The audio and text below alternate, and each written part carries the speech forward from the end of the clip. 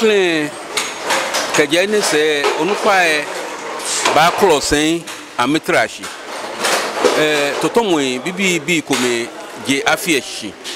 aba kwani aba jaji ni noni ba je shishinji shona wojin jamu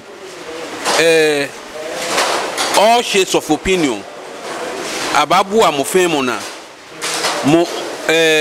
odomo afanju odomo na ya meju oba chamulu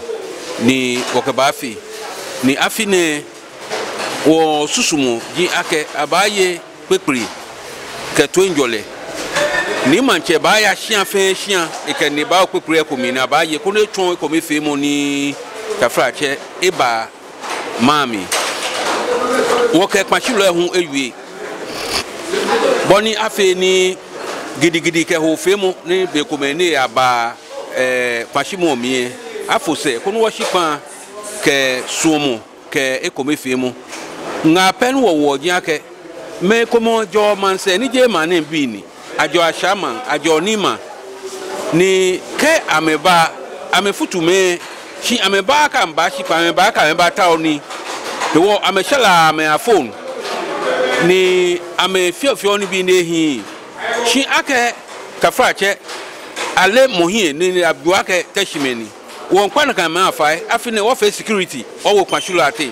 mono ba afine kodo aba mobuwe kafrache obana nye ba bi enye na ake soja foi onupa ide nche eko amehe amewomi e ya kenu na ameko oji ake amenye ni he ni ame barracks yo abana ake shi hooliganism lo kafrache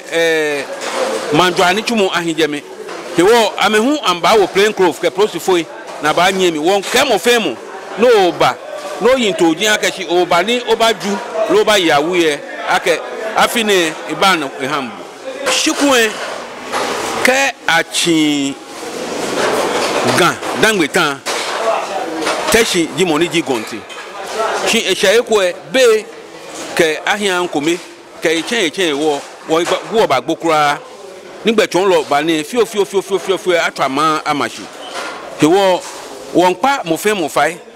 ni awa ni ekomefe mo aba ni teshin akọ imamba papa ebu